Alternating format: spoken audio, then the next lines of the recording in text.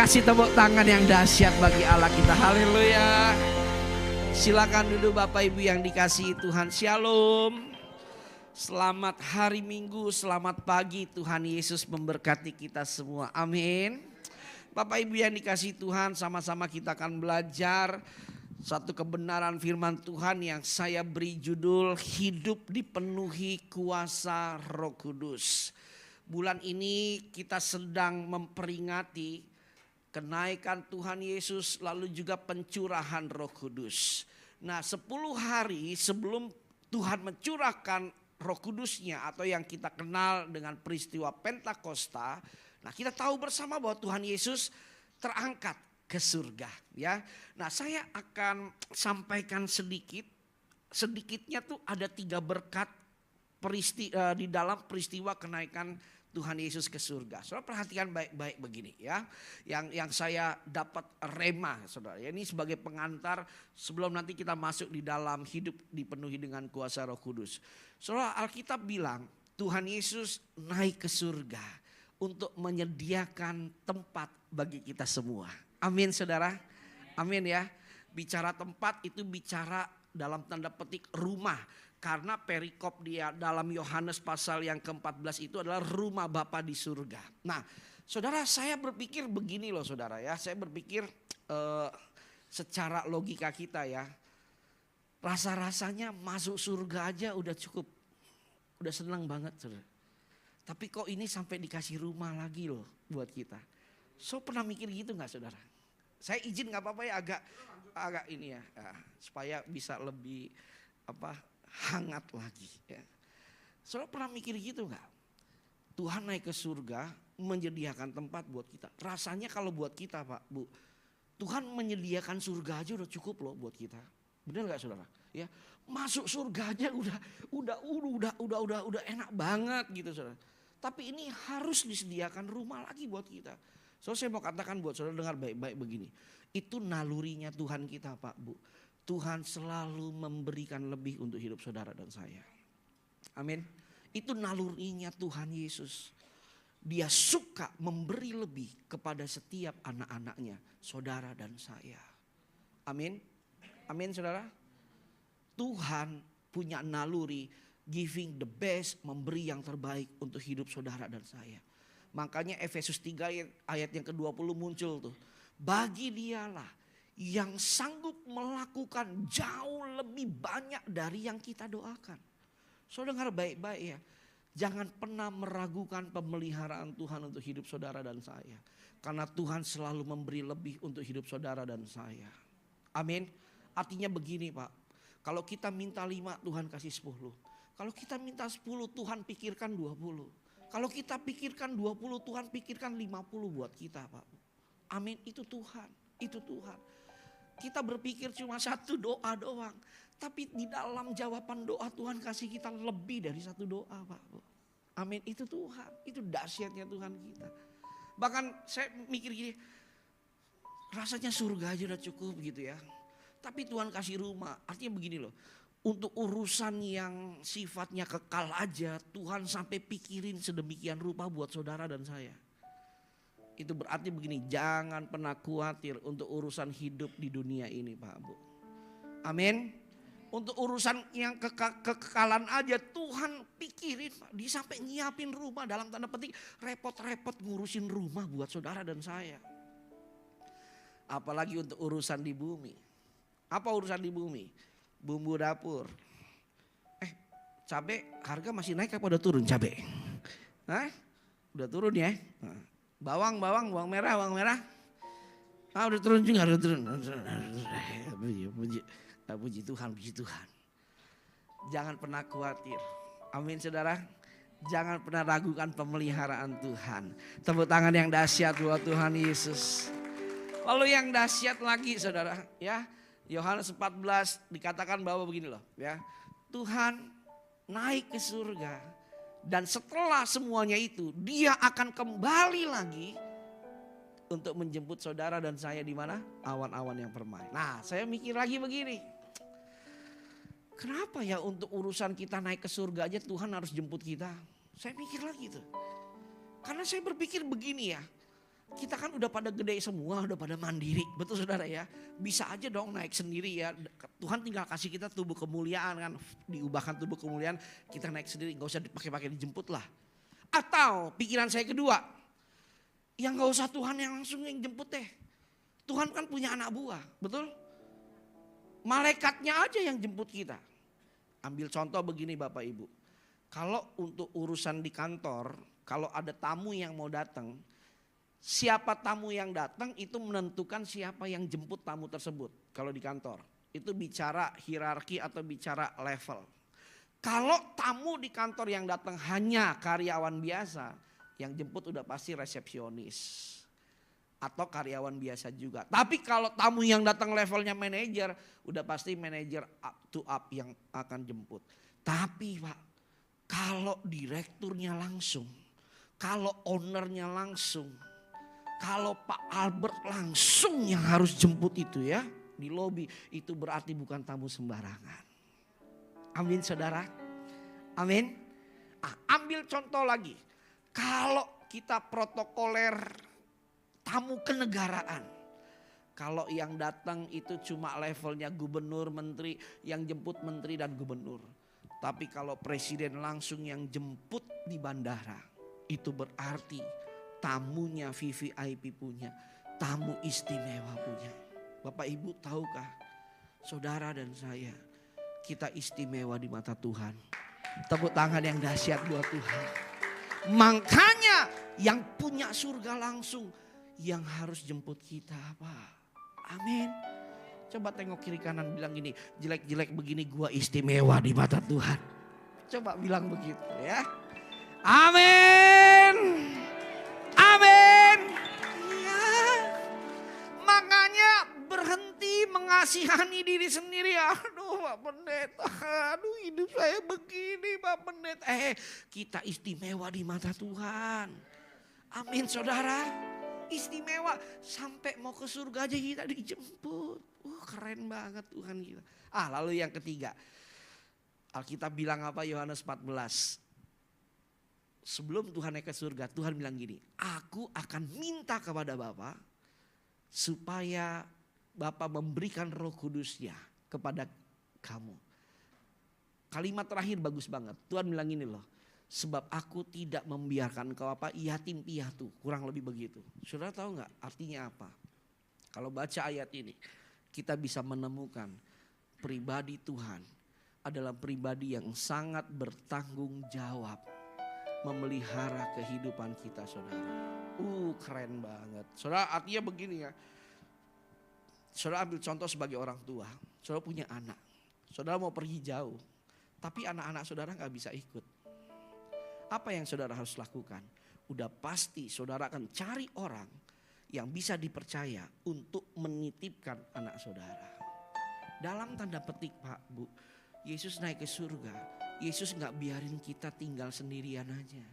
Dalam tanda petik seolah-olah Yesus titipin kita dengan Roh Kudus. Keren banget. Artinya apa ya? Hati Tuhan selalu ada buat kita. Yesus pergi jauh tapi hatinya ada di dunia untuk saudara dan saya. Yesus pergi jauh tapi pikirannya ada di dalam hidup saudara dan saya. Itu keren banget. Artinya begini Bapak Ibu, jangan pernah berpikir hidup ini menjalani sendirian. Kan banyak orang bilang apa ya, aduh saya rasanya sendirian Pak Pendeta. Gak ada yang dampingin saya, gak ada yang bisa ngerti saya. Gak ada yang bisa memahami saya. Saya kayaknya berjuang sendirian Pak Pendeta. Berhenti bicara begitu, itu tipuan iblis. Saya mau beritahu buat saudara, hati Tuhan dan pikiran Tuhan itu ada buat kita setiap hari. Bahkan dia pelihara kita, dia bertanggung jawab saudara. Amin. Dalam tanda petik hidup mati kita, itu tanggung jawabnya Tuhan saudara. Amin. Jangan pernah meragukan kesetiaan Tuhan, pemeliharaan Tuhan, tanggung jawab Tuhan. Jangan pernah meragukan. Amin. Tepuk tangan yang dahsyat buat Tuhan. Apalagi untuk urusan kebutuhan kehidupan bumbu dapur. Jangan pernah meragukan. Sampai hari ini saya belum pernah lihat anak-anak Tuhan yang hidupnya sungguh-sungguh mati karena kelaparan. Belum pernah lihat. Tapi sebaliknya anak Tuhan yang mati karena kekenyangan itu banyak banget saudara. Makan enak terus, betul? Seafood, durian, apalagi itu orang-orang Kristen, kambing. Lomo, ya lomo. BPK. Nah, itu makannya habis pulang gereja lagi kan begitu. Habis itu meninggal. Kenapa? Jantung. Anak Tuhan gak ada yang mati karena kelaparan, saudara. Tepuk tangan yang dahsyat buat Tuhan. Nah, mari kita lihat ayatnya, slide berikutnya. Saudara mari perhatikan baik-baik. Ada Roh Kudus dalam hidup kita. Klik lagi. Bapak Ibu dikatakan demikian firman Tuhan, ya. Yohanes 14 ayat 16 sampai 18. Aku akan minta kepada Bapa dan ia akan memberikan kepadamu seorang penolong yang lain. Supaya ia menyertai kamu selama-lamanya. Yaitu roh kebenaran. Yesus ngajuin permintaan sama Bapa. Bapak, aku mau berangkat nih ke surga. Tapi anak-anakku ditinggal sendirian. Aku minta ya, Roh Kudus dicurahkan. Untuk menolong mereka. Untuk menyertai mereka. Keren banget ya. Nah, yaitu roh kebenaran. Perhatikan, dunia tidak dapat menerima dia sebab dunia tidak melihat dia dan tidak mengenal dia. Tetapi kamu mengenal dia sebab ia menyertai kamu dan akan diam. Sama-sama katakan diam. Di dalam kamu. Aku tidak akan meninggalkan kamu sebagai yatim piatu. Aku datang kembali kepadamu. Keren banget ini ayat saudara. So perhatikan baik-baik, dikatakan demikian. Dunia tidak melihat dia. Dia yang dimaksud di sini adalah Roh Kudus. Bapak Ibu dengar baik-baik. Roh Kudus tidak terlihat. Roh Kudus tidak nampak namun sangat berdampak bagi hidup kita. Bapak Ibu dengar baik-baik.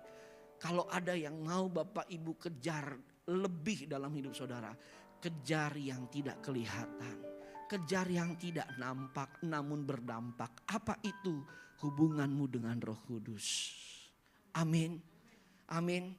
Maaf ya, saya harus ngomong apa adanya. Kita nih seringkali manusia cenderungnya apa? Melihat yang kelihatan daripada yang tidak kelihatan.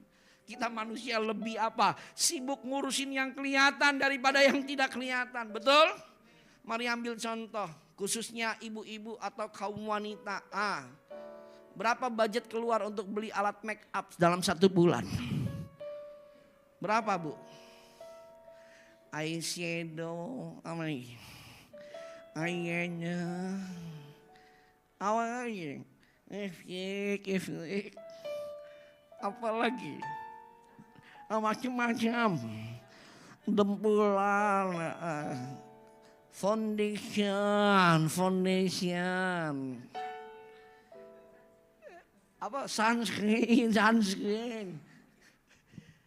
Gak salah itu baik, itu bagus. Tapi bisa gak kita juga harus memperhatikan hubungan kita dengan Roh Kudus? Katakan amin. Kita manusia lebih cenderung memperhatikan apa Pak? Karir, jabatan. Pekerjaan, apalagi profesi kita, keuangan, cuan, bisnis. Gak salah, itu baik semua dan Tuhan juga suka kita mengurus hal-hal yang seperti itu. Tapi yang salah kalau kita tinggalkan Tuhan atau tinggalkan hubungan kita dengan Roh Kudus, atau kita lebih fokus mengurus yang kelihatan daripada yang tidak kelihatan. Bapak Ibu dengar baik-baik. Alkitab bilang Roh Kudus tidak terlihat. Tapi kuasanya dahsyat Pak. Bahkan saya mau kasih tahu buat saudara. Kalau saudara lebih memperhatikan keintimanmu dengan Tuhan, keintimanmu dengan Roh Kudus. Maka hidup kita akan disertai kuasa. Maka yang tidak kelihatan itu akan menopang yang kelihatan. Orang kalau hidupnya dipenuhi dengan kuasa Roh Kudus, dia akan jadi orang-orang yang tidak akan tergoyahkan oleh situasi kondisi apapun saudara. Tepuk tangan yang dahsyat buat Tuhan. Nah mari kita lihat slide berikutnya. Kita lihat Bapak Ibu, Roh Kudus memberikan kita kuasa. Sama-sama katakan kuasa. Nah, kuasa di sini adalah begini, kuasa yang tidak terlihat tapi sangat berdampak. Pak, Bu, dalam hidup ini yang paling penting itu kuasa loh. Benar. Ya, kuasa itu bicara apa? Kemampuan, kesanggupan extraordinary. Kemampuan yang lebih, kesanggupan yang lebih. Ah, itu yang Tuhan sediakan buat kita. Tetapi kamu akan menerima kuasa kalau Roh Kudus turun ke atas kamu. Dan kamu akan menjadi saksiku di Yerusalem, Yudea dan Samaria dan sampai ke ujung bumi. Mari kita lihat ya, kuasa apa saja yang Roh Kudus berikan dalam kehidupan kita ketika kita memiliki hubungan intim dengan Roh Kudus, hubungan intim dengan Tuhan. Mari kita lihat. Yang pertama, slide berikutnya. Yang pertama, kuasa Roh Kudus akan memberikan kita kekuatan dan ketenangan. Sama-sama katakan kekuatan dan ketenangan. Lebih keras 1, 2, 3. Kekuatan dan Bapak Ibu, dua hal ini paling dikejar oleh manusia pada umumnya. Tapi seringkali dua hal ini dikejar oleh manusia dengan cara-cara yang kurang tepat atau salah. Banyak orang cari kekuatan dan ketenangan dengan hal-hal yang sifatnya duniawi.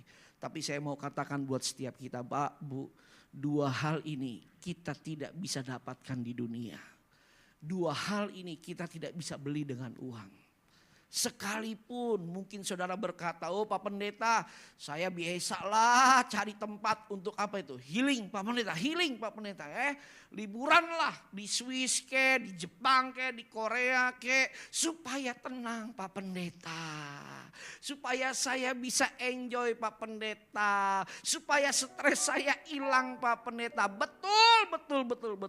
Tapi pulang liburan stresnya nongol lagi. Betul gak saudara? Iya. Tapi kalau kita intim dengan Tuhan Bapak Ibu, kita akan dapat kekuatan. Kita akan dapat ketenangan. Coba kita lihat ayatnya. Ya. 2 Timotius 1 ayat yang ke-7. Sebab Allah memberikan kepada kita bukan roh ketakutan, melainkan roh yang membangkitkan apa? Kekuatan, kasih dan ketertiban. Ini dahsyat banget. Bapak Ibu, kalau engkau lemah, cari Tuhan. Masuk hadirat Tuhan. Engkau akan dapatkan kekuatan. Kasih, wah ini udah gak usah diragukan. Ada kasih Tuhan yang menguatkan kita. Nah, saya agak terusik waktu baca ayat ini ketika membaca kata ketertiban. Kalau bicara kekuatan, kasih, itu hal-hal yang rasanya mudah untuk dicerna. Roh Kudus pasti kasih kita kekuatan dan kasih. Tapi saya berpikir apa artinya ketertiban? Apa hubungannya Roh Kudus dengan ketertiban? Ternyata saya pelajari dalam terjemahan bahasa Inggris. Kata ketertiban itu memakai kata self control. Nah, kata self control itu bicara penguasaan diri, pengendalian diri. Jadi begini Bapak Ibu, orang yang hidupnya bisa dikendalikan, orang yang hidupnya bisa menguasai dirinya, dia adalah orang yang cenderung tenang. Dia adalah orang yang bisa tenang dalam menjalani aktivitas kehidupan ini. Katakan amin. Sebaliknya, orang yang hidupnya gak tenang, itu berarti suasana hatinya gak bisa dikendalikan. Nangkep gak saudara? Amin. Orang yang gak tenang apa? Panik, gelisah, cemas, berlebihan. Kenapa? Karena pikiran dan hatinya, suasana hatinya gak bisa dikendalikan. Tapi kalau orang penuh Roh Kudus, intim sama Tuhan, hatinya gelisah, hatinya cemas. Tapi Roh Kudus bisa mengendalikan diri, mengendalikan suasana hati orang tersebut. Sehingga orang tersebut bisa menjadi tenang. Amin. Sama-sama katakan tenang. Tenang. Tenang. Amin. Ngadong hebeng nang ngadong hebeng. Tenang. Amin. Saya mau tanya dulu nih. Jemaat Ibadah Raya 1. Bapak Ibu tolong jawab jujur ya. Mana lebih tenang? Dekat dengan Tuhan atau uang? Tolong jawab jujur. Mana lebih tenang Pak Bu? Dekat dengan Tuhan atau uang? Oh kadang Tuhan, kadang uang Pak Pendeta. Jujur kali gak apa-apa, gak apa-apa. Mana lebih tenang Pak Bu, dekat dengan Tuhan atau uang? Tuh dua-duanya, gak mau rugi kali. Ini beda tipis soalnya. Tuhan, uang. Nah, ini beda tipis nih. Mana lebih tenang, dekat dengan Tuhan atau uang? Nah, atau saya tanya lebih spesifik deh ya. Coba saya mau tanya ibu-ibu dulu nih karena ibu-ibu banyak yang hadir. Ibu-ibu angkat tangan Bu, angkat tangan Bu. Bu, ini gak ada suaranya nih. Bu, Bu. Ah bagus, puji Tuhan. Bu, tolong jawab jujur Bu. Dekat dengan Tuhan atau uang yang bikin tenang? Tuh kan jujur sekali. Wah. Saya kasih ilustrasi. Ambil contoh misalkan. Ibu lagi siap-siap di rumah mau berangkat ke gereja. Lagi dandan nih. Lagi dandan tiba-tiba temennya ibu telepon ibu. Kamu lagi ngapain? Lalu ibu jawab, oh saya lagi siap-siap mau ibadah. Ibadah di mana? GBI Neo Mangga 2 Square. Jam berapa? Jam 9 pagi. Oh lalu kita tanya, emang kenapa tumben lu telepon? Lalu teman kita bilang, iya nih saya lagi pengen ketemu kamu. Mau ngapain ketemu saya? Saya mau kasih kamu uang 10 juta. Bu tolong jawab jujur. Ibu tetap ke gereja atau ketemuin orang itu Bu? Oh ke gereja, rohani sekali. Bu, ayo Bu. Ibu tetap ke gereja atau ketemuin orang itu? Ya temunya di gereja lah Pak Pendeta. Suruh dia ke gereja Pak Pendeta. Sekali dayung, dua pulau terlampaui. Iya kan? Iya. Jujur kali, tetap gak mau rugi ya, tetap gak mau rugi. Dengar itu ya. Tuhan dapat, uang dapat saudara. Itu gak mau rugi kali. Tapi tempat lain ada yang bilang, ya ketemu orang itu dong Pak Pendeta. Kan lumayan dapat 10 juta. Terus gerejanya sore Pak Pendeta, sore. Ibadah sore. Kalau ibadah sore gak ada, online Pak Pendeta, online. Tetap uang yang dikejar daripada Tuhan. Aduh, saudara saya mau buka rahasia buat saudara. Dengar baik-baik ya. Maaf nih saya harus ngomong apa adanya. Mungkin kita berpikir uang bisa bikin kita tenang. Tapi dengar baik-baik, uang tidak bisa menyelamatkan kita. Mazmur 62, tepuk tangan yang dahsyat bagi Tuhan. Benar, Mazmur 62 ayat yang kedua, bilang apa? Hanya dekat Allah saja aku tenang. Ayat itu gak berhenti cuma di situ, tapi ayat itu dilanjutkan apa? Karena daripadanya lah datang keselamatanku. Bapak Ibu dengar baik-baik. Mungkin dalam tanda petik uang bisa bikin kita tenang. Tapi uang gak bisa menyelamatkan hidup kita Pak. Benar. Ada kalanya uang kita berhenti bicara. Betul saudara. Ada kalanya uang kita berhenti bicara. Benar. Sakit. Kita punya uang banyak. Tapi kalau dokter bilang gak bisa sembuh. Selesai uang kita saudara. Gak usah sampai ke situlah. Yang hal-hal yang kecil aja deh. Kadang kita suka ngidam sesuatu ya. Kita pengen makan apa misalkan. Pengen makan kue ini. Kue lupis misalkan ya. Yang langganan kita. Kita punya uang. Kita punya segalanya. Waktu kita samperin warungnya tutup saudara. Pernah ngalamin hal begitu? Pernah ya? Benar semua ada dalam kedaulatannya Tuhan saudara. Amin. Uang tidak bisa menyelamatkan kita. Makanya saya mau kasih tahu buat saudara. Jangan pusingin soal uang. Amin. Jangan pusingin soal uang. Bapak Ibu nih saya kasih gambaran lebih jelas ya. Makan uang ada masalah gak? Banyak uang ribut gak? Ribut juga ya. Gak ada uang ribut gak? Lebih ribut lagi Pak Pendeta. Saya mau tanya, uangnya pas-pasan di rumah, apakah gak ribut? Tetap ribut juga ya? Betul gak saudara? Nangkep gak saudara? Amin. Artinya apa? Yang salah bukan di uang, yang salah di hati kita. Kenapa hati kita? Karena hati kita lebih condong kepada uang. Alkitab bilang apa? Kalau kita cinta uang adalah akar dari segala kejahatan. Amin saudara. Coba tengok kiri kanan, muka-muka cinta uang apa enggak? Coba lihat kiri kanan. Oh cinta uang banget Pak Pendeta sebelah saya. Tahu dari mana? Matanya Pak Pendeta. Kenapa matanya? Matanya sendu banget, sendu. Apa tuh? Seneng duit Pak Pendeta. Saudara, ayo kita harus cinta Tuhan lebih dari segala-galanya. Kasih tepuk tangan yang dahsyat buat Tuhan. Kita lihat yang kedua dengan cepat. Saudara, kuasa Roh Kudus akan memberikan kita damai sejahtera dalam hati kita. Sama-sama katakan damai sejahtera. Klik lagi saudara-saudara, jangan pernah remehkan damai sejahtera. Seringkali kita hanya lebih fokus dengan mujizat, terobosan, kesembuhan, pemulihan dan lain sebagainya. Enggak salah, itu semua baik. Tapi seringkali kita lupakan damai sejahtera. Bapak Ibu, damai sejahtera kelihatannya sederhana, tapi dampaknya besar untuk ketahanan hidup kita saudara. Alkitab bilang apa? Filipi 4 ayat yang ke-7. Damai sejahtera Allah yang melampaui segala akal. So tahu arti melampaui segala akal? Arti melampaui segala akal itu bicara gini. Damai sejahtera Allah seolah-olah gak masuk akal Bapak Ibu. Kok bisa ya gak masuk akal? Nih saya ambil contoh. Saudara usahanya bangkrut tapi saudara masih bisa tetap mengucap syukur sama Tuhan. Hubungan keluarga saudara lagi ada pergumulan, lagi ada masalah yang besar. Tapi saudara masih bisa tetap kuat untuk memuji menyembah Tuhan. Saudara di PHK di perusahaanmu, tapi saudara masih bisa tetap bersyukur, memuji nama Tuhan. Gak masuk akal saudara. Itu pekerjaannya damai sejahtera. Saya ambil contoh.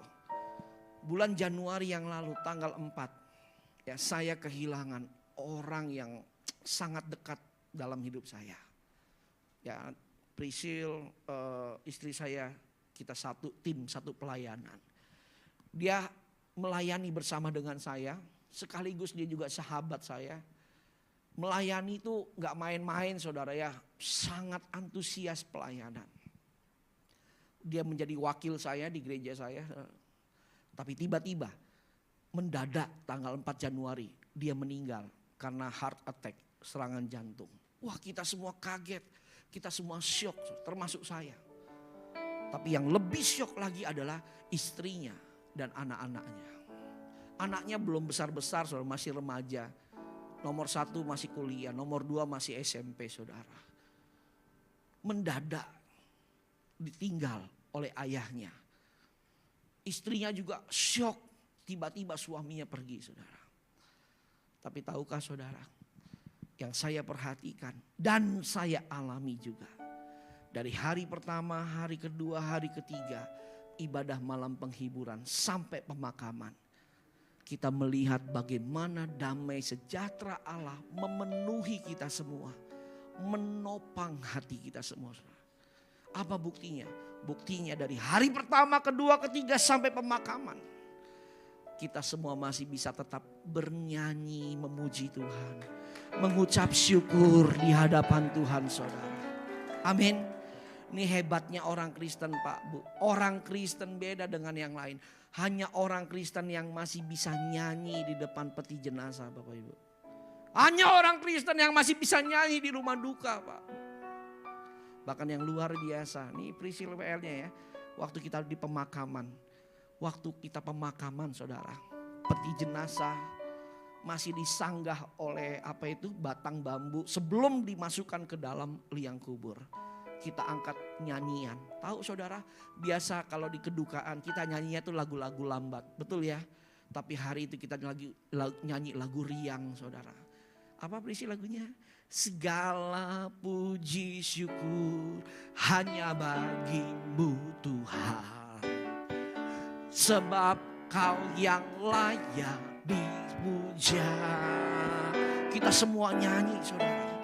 Kami mau ada puluhan, mungkin hampir 100 lah saudara. Yang melayat, nyanyi bersuka cita. Haleluya.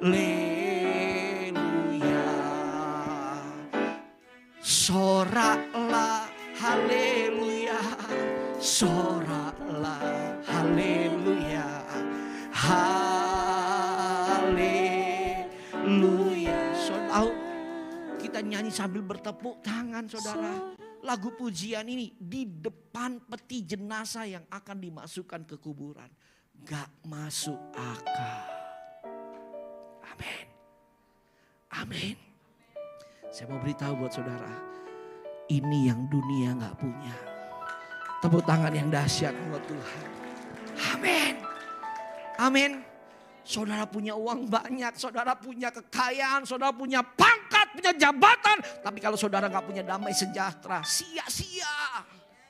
Gampang roboh hidup kita Bapak Ibu. Kita butuh kuasa ini. Katakan amin saudara. Yang dahsyat dikatakan apa? Damai sejahtera yang melampaui akal akan memelihara hati. Kata memelihara dalam bahasa aslinya, dalam bahasa Yunani memakai kata frouresei. Kata frouresei itu punya arti mempunyai arti menjaga, menopang, melindungi dengan aktif selama 1 kali 24 jam. Sama seperti gambarannya pasukan tentara yang menjaga gerbang kota. Oh, jadi begini Bapak Ibu, tugasnya damai sejahtera itu seperti tentara yang tiap hari ada di dalam hati saudara, menjaga pintu hati saudara dengan aktif 1 kali 24 jam. Untuk apa tujuannya? Tujuannya adalah begini Bapak Ibu, supaya saudara gak gampang galau, supaya saudara gak gampang kecewa, supaya saudara gak gampang kecil hati ketika saudara mendengar berita buruk yang menimpa saudara. Amin. Amin. Itu tugasnya damai sejahtera. Tuhan pengen kita tetap kuat tiap hari. Amin.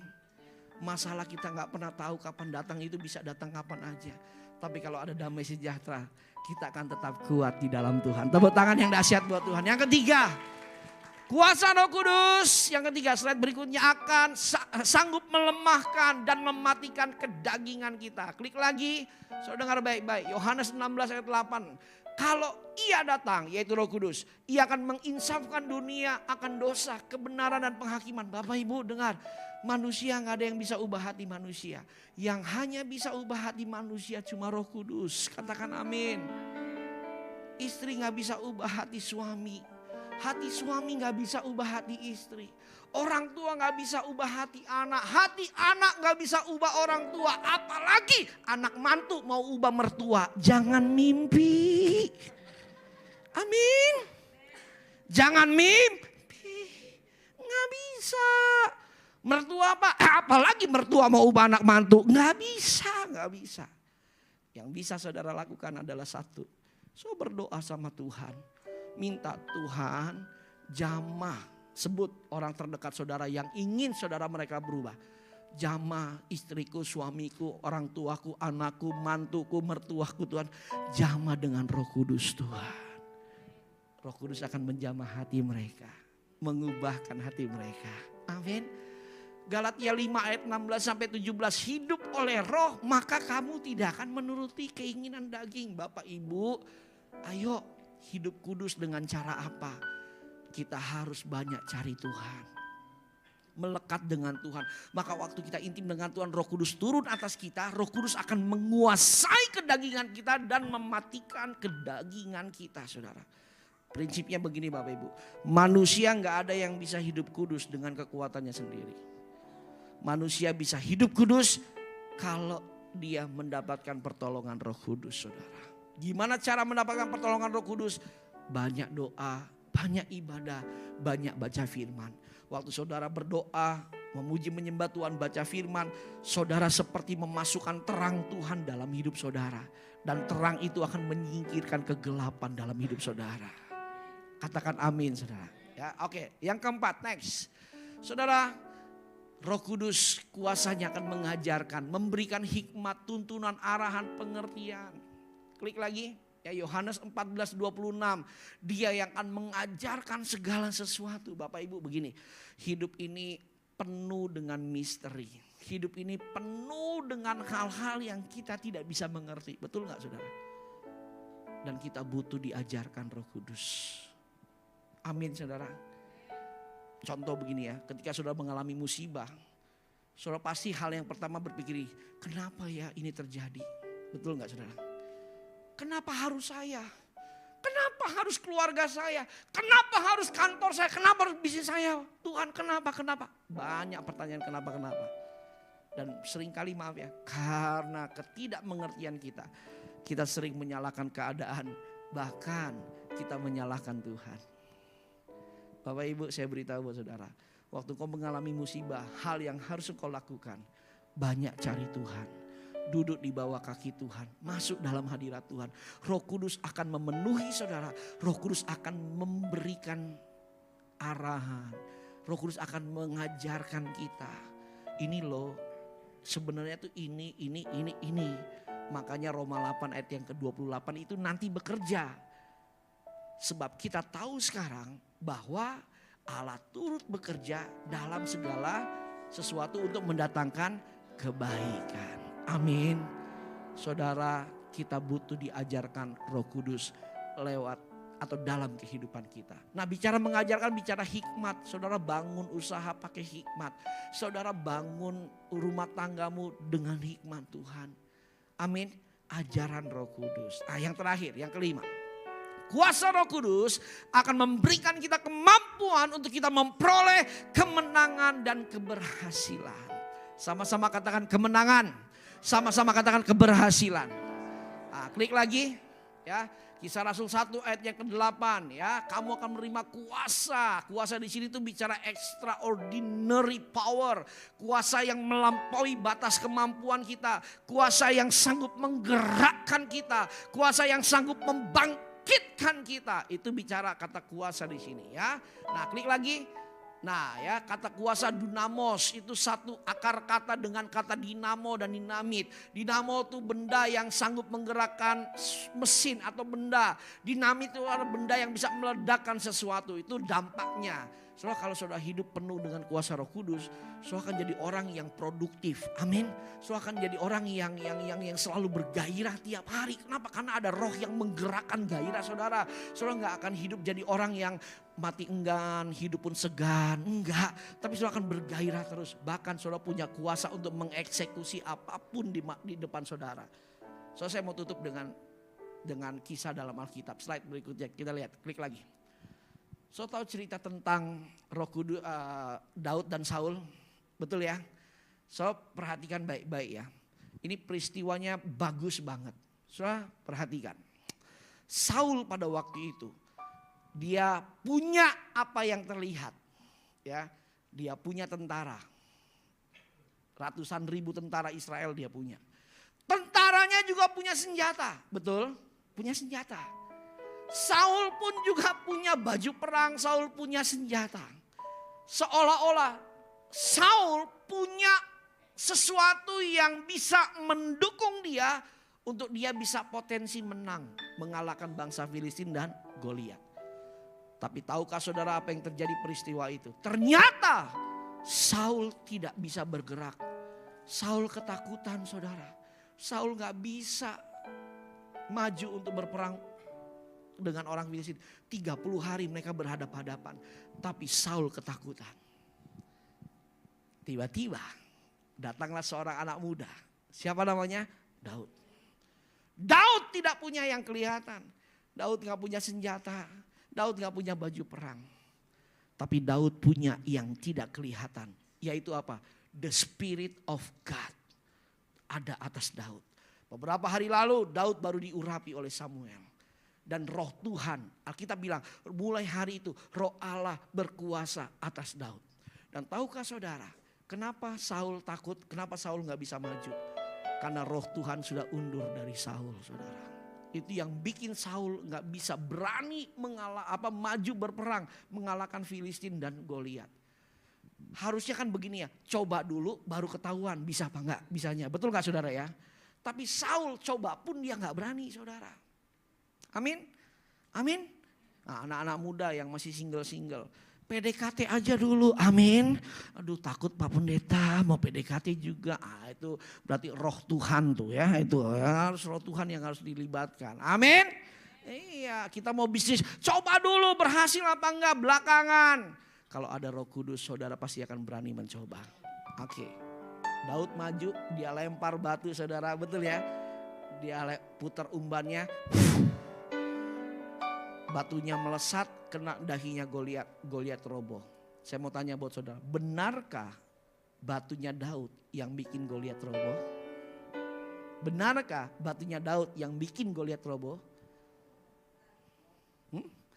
Secara tekstual dalam Alkitab ditulis benar, batu yang dilemparkan, batu itu mengenai dahinya Goliat. Tapi saya mau beritahu buat saudara, rahasia di dalam cerita ini.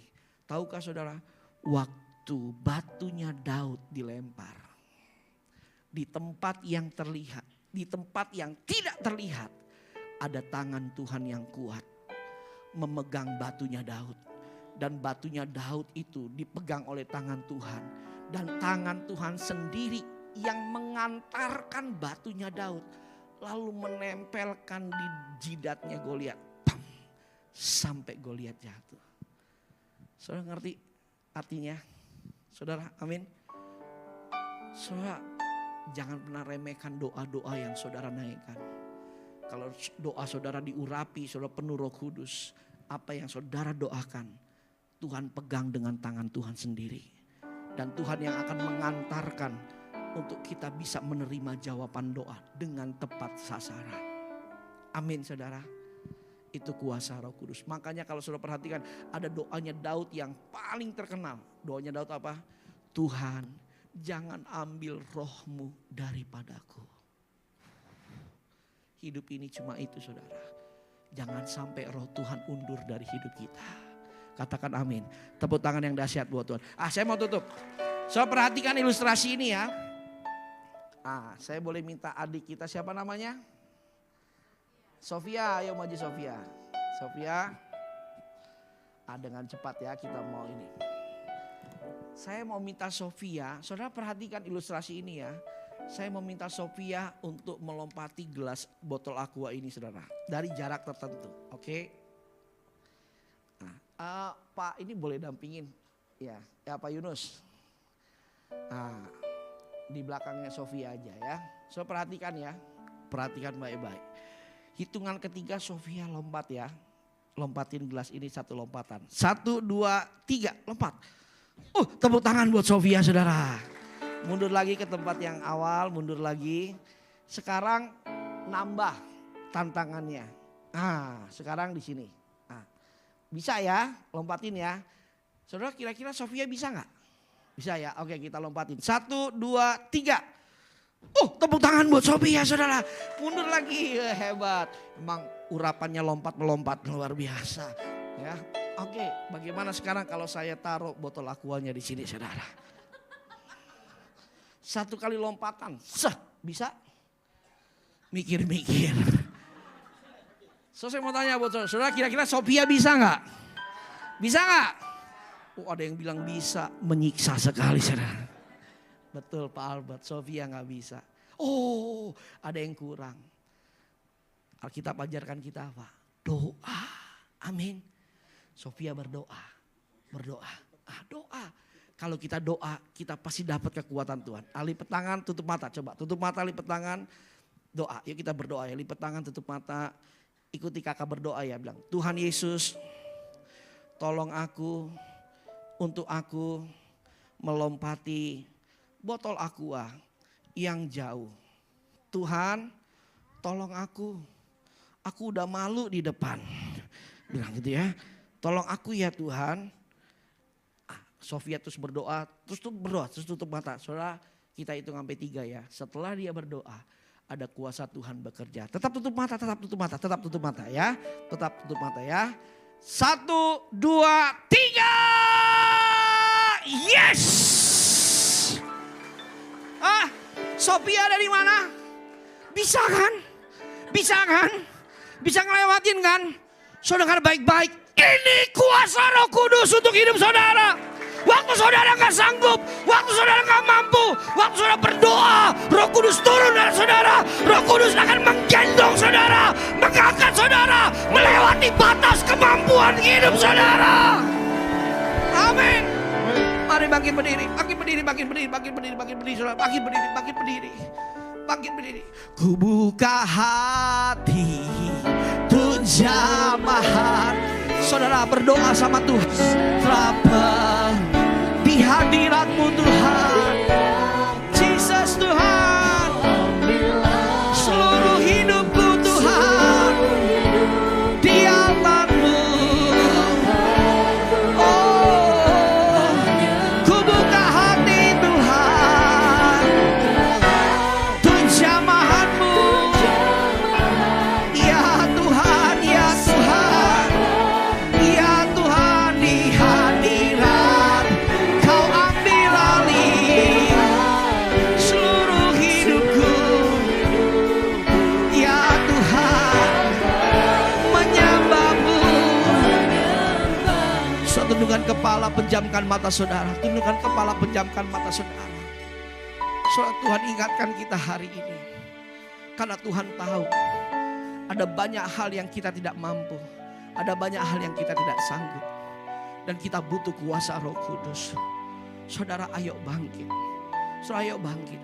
Istri-istri bangkit. Suami-suami bangkit. Ayo kita lebih memperhatikan yang tidak kelihatan. Jangan sibuk dengan yang kelihatan.